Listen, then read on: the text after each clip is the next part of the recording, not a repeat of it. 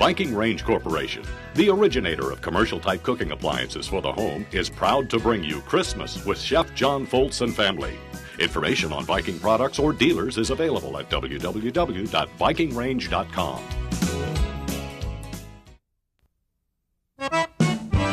Here in Louisiana, we have a saying: we don't eat to live, we live to eat. And y'all, that could have a double meaning. In every bayou village and home we visited, we found one thing to be true. Although all of our dishes taste great, they're not all good for us. So my mission today is to take our time-honored recipes and make them a little healthier for us. I'm Chef John Folse. Welcome to Louisiana Cooking with a change of heart. Hey! Hello, hello!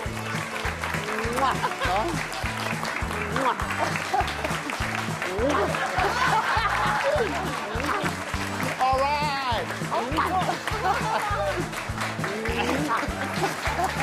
Hey, y'all, I got my mistletoe, huh?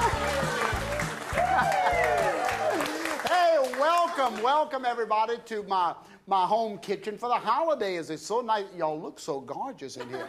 Huh? You look so wonderfully festive. Thanks so much. Boy, do we have a fantastic show here today, because we're going to cook all of the traditional dishes that we used to cook in the area known as Cabanossi, St. James Parish, Louisiana, where I was born, on the river between Baton Rouge and New Orleans. A very historical area, an area where the French, the Spanish, the Germans, the Africans, all the different cultures came to settle in that area back in the early 1700s. Sitting right here at the counter with me is Father Louis Ube, the pastor of St. James Catholic Church. Welcome. Thank you. Nice to have you here today. Y'all, believe it or not, hey, I used to be an altar boy over there. Oh, yeah. Hey. Oh, absolutely. Hey, I think I deserve a hand.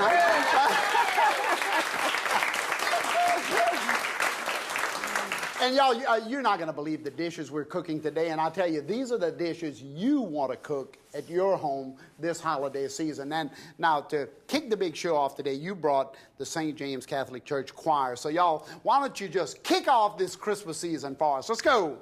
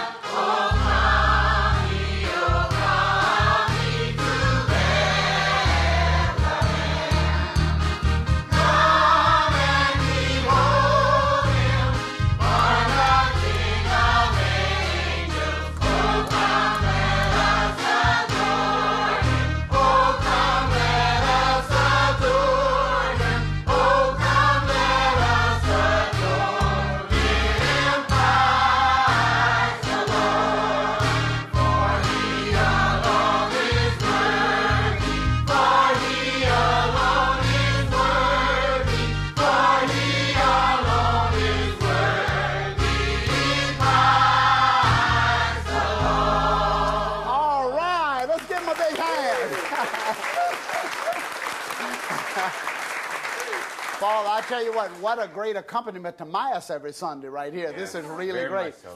You know, I took the liberty to jump in my little Thunderbird because it's warm in Louisiana during this season, and I took a little trip down memory lane back to Cabanossi, back to St. James Parish. Y'all, why don't you join me? I want you to see who I revisited while I was there. I grew up in St. James, Louisiana, a small village tucked along the river road 50 miles upriver from New Orleans. As I followed the levee, I was greeted by farmers burning sugarcane and hauling it to the mill for harvesting. Dad retired from St. James Sugar Co-op, and I even worked here during the grinding season. Cabanossi Plantation was home. The house is gone now, but young boys are still building bonfires just as we did long ago to light the way for Papa Noel on Christmas Eve. My next stop was St. James Catholic Church, a historic structure built by the Acadians. I met up here with my godmother, Anna Mae Leday. You know, y'all, it's visits like this that make going home so special. I hadn't seen Nanny in quite a while, but boy, did she look great. We stopped and lit a candle together before walking through this beautiful old church where I was an altar boy. Right across from the church, I had to make the most important stop of all, a quick visit with my mom. She died when I was only 7, but boy, do I remember those special Christmases that she made for us. And then, y'all, I was off to see my sister Ruth. Hey, girl, how you doing? Hey, Johnny. Boy, I know your house is all decorated to the max. Why you Noel? Come on in. Well, good. Hey, John, look at my my traditional village that I put up every year. It's the Heritage Dickens Village. Now, in the Dickens Village, what's the most important pieces that people would want to collect? Well, I would think it would be the Globe Theater, since yeah. it's the Charles Dickens Yeah, sure. replica. Right. And I like this little area here with the boats and all. Reminds me of when we were growing up, you know. Exactly, here's sure. your little boat, there's for the boy, and there's for Jerry out there. And the here's crawfish. Look at all the crawfish there. Ruth had the stockings hung, and her tree was beautifully decorated with ornaments, little toy soldiers, and my favorite, bubble lights. But y'all, the best sight of all was Daddy sitting by the tree for a Christmas chat. Well, Daddy, you know, we're sitting in front of this big Christmas tree here. There's decorations everywhere. But when you were a young boy, Christmas must have been a little bit different, huh? It was much different. You hung your stocking on the mantelpiece by the chimney, and you hoped that you got more than an orange or an apple in there, you know. An orange, an apple, or a nickel, that was what most people hope for, huh? 2 firecrackers. I didn't even know they had firecrackers back then. They had firecrackers. Now, what about Christmas dinner? What would Mama Folse have cooked for Christmas dinner? The best dinner in the world, you know. Either you had wild game, or everybody raised a lot of chicken, you know. Yeah. A few people raised turkeys, and Yeah. whatever they decided, whatever was in the yard, huh? What? Now look, since you're sitting under the Christmas tree, what you hoping that Santa Claus bring you this year? Well, I hope it's more than an apple like last year. I think you're going to have a good Christmas this year. I know I will. Well, y'all, I knew what I had to do, so I headed home to stir up a little chicken, oyster, and andouille gumbo for Daddy's Christmas dinner, just like my mare would have done. So, Father Head, wasn't that fantastic? I mean, I love that area. And you know they say you can't ever go back? That's a bunch of bull, right? Anyway, welcome. It's so nice to have you in the choir here today. And, of course, right across the aisle from you here is Carl Crow, sitting right here, and Janie, his wife. And, you know, y'all going to help pass some gumbo back to the crowds, huh? Now, don't y'all hog it. Just keep it going back there, okay? And Father, you have your pewmate here, this Paul O'Neill. Paul is a very good friend of ours, and I tell you what, I love this guy, and look how Christmas he is here. Now, Paul, you can taste a little bit of the ratifia, but keep your hands off of the popcorn balls, okay? Did I introduce Rex? Rex is my camera guy here, and of course Rex is going to be shooting some of the pots. Rex, let's take a look at this. This right here, y'all, this is my wonderful ingredients for the salami, or the game pie of Louisiana. Ducks, of course, cabanossi is actually an Indian word for where mallard ducks roost, from the Indian word. So this is mallard ducks right here, little teal ducks. Rabbit right here, Rex. A little venison, naturally right here, venison. All of the different game can go into the pot. Those who aren't hunters can certainly use domestic duck, like the Long Island duck today. Here we've poached the rabbit, poached the duck until the meat fell off of the bones. We kept the stock. And Rex, let me show you how we put the pie together. We're starting off here with a little of our dark brown roux. And if you look down in that pot, brown roux is a thickening agent and a flavoring agent, and of course it's going to thicken our sauce here, our salami. So into the pot, I'm going to put a little bit onions. I'm going to start off with the traditional items that go into this salami here. A little bit of the colored bell peppers. After all, it's Christmas, y'all. You know, oh yeah, we got to put the little ornaments on the tree. Slivered garlic. Y'all like garlic? We all look at it. I'm using slivered garlic in here too. So y'all, now I've taken all of my onion, celery, bell pepper, mushrooms. Now Rex, take a look at this. This is the meat that I've already browned. This is the rabbit and all of that I've boiled, deboned. I'm going to put some of that down into the pot just like this. You notice there's no bones in here because this is going to be a pie. Now, look at my stock here, Rex. This is the stock that I've created by boiling all of the ducks and the deer and all of that nice stuff. Isn't that wonderful? All right, Rex, I know your camera can smell that great game stock. There you go, huh? Oh, yeah. Oh, yeah. Well, then, y'all, you want to put just enough of the stock into the pot. Remember, this is a pie filling. It's not a soup or a gumbo. So just put enough stock in here, and you can imagine. Y'all heard the saying, the nearer the bone, the sweeter the meat, right? Huh? Well, that's why we want to make this stock with the game bones, is because this is going to be really full flavored. And then as far as for seasonings, y'all, whatever herbs and spices, I'm going to put a little basil, a little thyme down in there. You can put parsley, green onions. Y'all like green onions? Oh, yeah, y'all just greedy here. Everybody likes green. Y'all just greedy for seasonings here. Now, once this simmers for about 30 minutes or so, remember, it's always best to put it in the refrigerator overnight, because in Louisiana, our roux-based dishes always get better with sitting in the refrigerator. Rex, I have some already done over here. Now, I have it, you see, once it gets cool, you see how thick it is? And then, of course, I have some already in the pie. You see how nice that is? If I was to put a hot fill, I guess so. Oh, yeah. Y'all, you could do anything with this. Take a look at this pie right here. This is the one that was in the oven. You know, when you go to midnight mass in Louisiana, you have to put your salami pie in the oven at about 250 and let it slow cook. And then, Carl, these are the ones, the appetizer versions. When you're going on the levee to have your bonfire, you take one of those with you there, Carl. There you go.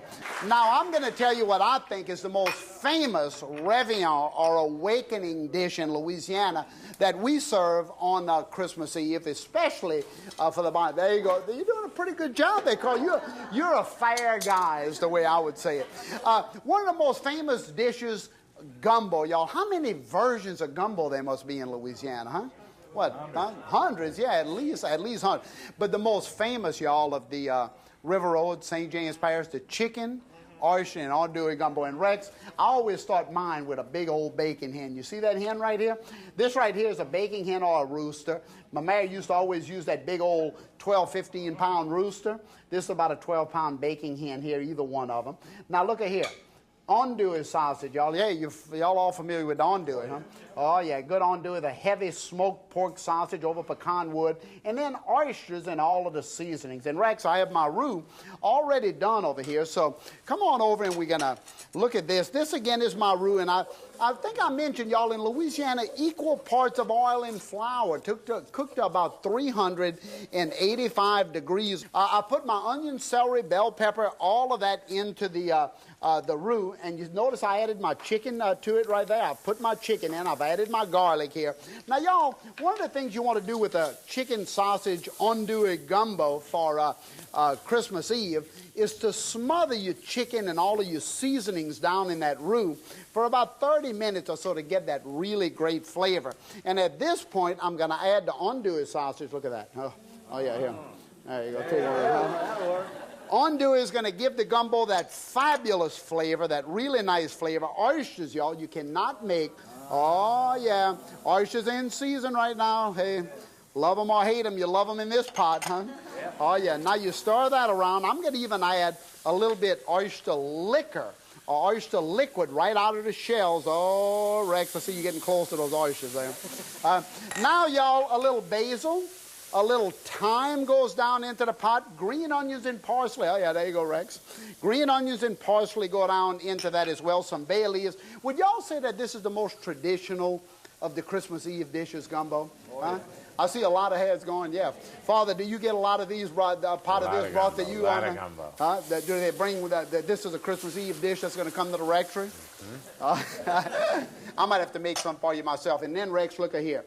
A beautiful chicken stock. Now, y'all, let this come to a rolling boil, reduce it to simmer, and let this cook for about an hour to an hour and a half. Season it at the end with a little salt and pepper and hot sauce, whatever you like. The smoke, the oysters, all going to marry well in here. It's going to be incredible, y'all. Let me show you what it looks like when it's done. Rex, you have to take a look at that terrine, because if you don't get a shot of that terrine, oh, I tell you, that terrine is fantastic. Take a look at that. The only thing better looking than that tureen is what's standing behind it, Rex, son. Oh, yeah. No, and look at here, my big chicken tureen. You see that oysters and chicken and gumbo? Look at that thick, rich gumbo, y'all. Rex, take a look at my fruit cake here. You see that beautiful fruit cake? You know, a fruit cake is not only historically just one of the wonderful cakes because it was the original wedding cake of England, but we know that the pharaohs in Egypt actually had these cakes made with a multitude of fruits and dates and nuts of every kind. And this was one of the cakes that supposedly went to the afterlife with the pharaohs. And I think that's why it gets a bad rap. You know what I mean? I think people think it's still the same cake. You know what I mean? Now, y'all, one of the greatest main dishes on the Christmas table, we celebrated a little Réveillon a couple of minutes ago. Now we're going to jump to Christmas morning. And the French brought to Louisiana with them in 1699 the tradition of the goose on the Christmas table. The French goose, you know, I mean, it was everywhere. We used a wild Canadian goose, but let me show you what it looks like. Of course, this one is roasted nicely, about 350 degrees, seasoned inside with apples and grapes and oranges, a lot of salt and pepper and granulated garlic. I even stuff under the breast with garlic, and then I roast it for about 2.5 hours. But you see the dressing right on the bottom of the plate, Rex? Take a good look at that dressing down there, because this rice dressing is a gift to us from the Germans and the Africans. The Germans brought the meat idea to the dressing, or the stuffing, and the Africans, of course, of Louisiana gave us the knowledge of grain growing and rice growing, so we can thank the Africans for that wonderful dish. And look here, you can get a good close shot of that. Y'all, this is the ingredients to the what we call sweet Farre dressing, F-A-R-R-E, Farre dressing. It's a French name. Pork, a little beef, chicken livers. We even put oysters in it, and I have some of the meat already browned here. So, Rex, let's take a look at this pot. You see this? This is 50% ground beef, 50% ground pork. Why? The pork has all of the flavor, and the beef has all of the texture. So you want to put the two of them together, brown them slow and long in the pot, and I tell you, rice dressings. Now, in Vacherie, they used to have a bowl of this finished dressing on the table at everybody's home, right? And they would, when you'd go in, they'd make sandwiches with the Farre sandwiches. It was also a wedding dish. Didn't he make finger sandwiches with this for weddings? Oh, I tell you, I hear y'all. I hear you over there. All right, y'all, onions. Again, you know, whenever we cook in Louisiana, the Father, I have to tell you this. They call onion, celery, and bell pepper the Trinity. You know? The Trinity. Now, I was asking someone the other day, why did they call it the Trinity? And I said, well, I know why, because it's omnipresent in our cooking. Whenever we cook, we have the Trinity, onion, celery, and bell pepper. Somebody said, no, John, that's not it. It's because we worship food here. So I don't know I don't know how we got the name the Trinity, but that's where we are here. So anyway, onion, celery, bell pepper, and again, this is Christmas, and it could be a stuffing or a dressing. Now, what's the difference between a stuffing and a dressing? Oh, garlic, y'all. I got to pound my garlic on here. Of course, the stuffing goes in the bird.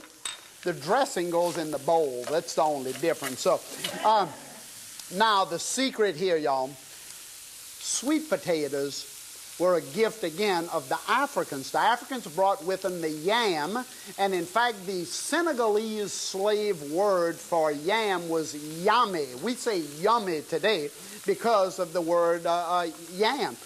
We grated the yam into this dish, and it gave this wonderful dressing a real sweet flavor. But once it cooked into the pot, there was no way to even know it was in there, y'all. That's very interesting that this went into the dish on the river. This is chicken livers here. Chicken livers that have been poached. A lot of people don't like chicken livers, but you have to have them in a good dressing. Otherwise, you're not going to have the flavor that you need in the pot. And, of course, I always chop them up, because when I chop them, nobody knows they're in there, y'all. Anyway, y'all, so that's all in here now. And then a little bit oysters. Oh, you have to have oysters in our Christmas dressing. And a little bit, again, green onions. You notice how we like to put a lot of the same flavors, green onions, parsley going in. A little bit herbs here, basil and thyme into the pot. Pepper. Oh, you have to have nice pepper, because remember, we're going to mix this with cooked rice, and rice is kind of bland. So you want to make sure you over-season this with a little salt and pepper so it balances off the flavor of the rice. So now I'll mix all of this around and let this cook, y'all, stirring occasionally, and not only stirring it, but adding a little stock like this. This is chicken stock, Rex. You see that? Huh? Yeah, you like that? Huh? Huh? Oh, yeah, the sweeter the bone, you know, the closer the bone, the sweeter the meat. So I'm adding a little chicken stock to that, and you can see how this is going to bubble and simmer. And when this is cooked for about, I'd say, I like to cook it long and slow, about an hour to an hour and a half. I want to show you what it looks like in a bowl over here, and I'll show you how to mix it as well. Now, right here, Rex, you see I have the rice. This is the Africans brought the knowledge of grain growing, as I mentioned. And in fact, the Congolese and the Senegalese of Louisiana used to call this dish yaya. And this is where gumbo yaya comes from. This is also where jambon à la yaya, jambalaya, comes from. Ham with rice, jambon à la yaya, the word for rice here. So Rex, you with me here? You see my meat all cooked together there? Got that? Now I'm going to spoon that. Oh, look how it's cooked beautiful. You see, you can't find those chicken livers, huh, Rex? Huh? Search for the chicken livers, Rex. Huh? All right, y'all. I would dump that into the pot, just like that, into my bowl. And now I would add some fresh parsley right at the end and some pecans, y'all. You have to have pecans in your dressing. Otherwise, you're just not going to have that wonderful flavor. Now, you mix it. I normally mix 1 part to 1. 1 part meat to 1 part rice, because I like a lot of meat in my stuffing. Okay, y'all. So anyway, that's the way we do our dressing. I think everybody see that, how beautiful that is right there, Rex? The pecans are in it. Now, you could stuff that in the bird, or, of course, you could just go ahead and leave it in the bowl, or put it under the goose, as I just did. Greens. Oh, Lord, greens. When I think of greens, I think of the cochon de lait, the little suckling pig. The suckling pig was a mainstay on many of the Cajun tables, but you had to really take a little bitty 18 to 20 pound pig to cook the suckling pig. And most people wanted to raise the pigs until they were real large so they could share some of the meat with the rest of the families in the neighborhood. So when you did a suckling pig, you were serious about your dinner. You know, it was a serious deal. Take a look at my suckling pig right here. And you see my little suckling pig has the apple in his mouth and all of that, just really beautiful right there. This is the big basket of mustard greens, collard greens, spinach, all those beautiful things. And let me show you how we cook those, because I have a bowl full of them right there. Just absolutely exquisite greens. Now in this pan here, I have a little bacon. But again, Father, I tell you the Trinity. A little onions, y'all, a little celery, and of course all of the beautiful colored bell peppers here again. And the secret flavor to my greens under that cochon de lait, y'all, will be a little bit of the tasso. The tasso is the spicy Cajun ham of Louisiana, and it has most of the red peppers and, of course, a heavy, heavy pecan smoke, and this is really going to be fantastic. I'm going to let this simmer for just a little while, and I don't think you need to know that when you do greens, you just take them. Rex, you ready for this? Let them rain right over the seasonings like that, and put them in the pot and let them just start to simmer. The steam's going to wilt them down. Mix all of these beautiful things together, a little salt and pepper. And Rex, I had to rush through this because look at these desserts. Oh, look at these desserts. The fudge, y'all. The fudge. Hey, look, y'all can start up a little music. I'm going to go through these right here. Little fudge. The tatalabouille, the most famous pie in Louisiana. A little bit of the yam pie. Oh, yeah. I wish you too. A little bit of the little Christmas cookies.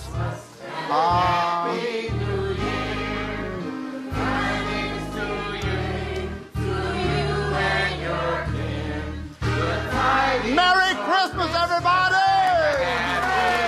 Merry Christmas, y'all. Well, grab one of those. Pass those through the audience button.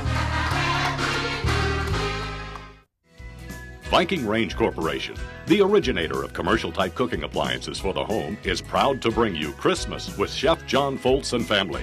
Information on Viking products or dealers is available at www.vikingrange.com. Something old and something new. Louisiana Cooking with a Change of Heart is available for $29.95. This companion book to the television series features over 150 recipes. To order, please send check or money order to the address shown on your screen. A Taste of Louisiana, Louisiana Cooking with a Change of Heart is available for $19.95. This VHS video contains one episode of Chef John Folse's new television series. Please send check or money order to the address on your screen and mention the show number with your order.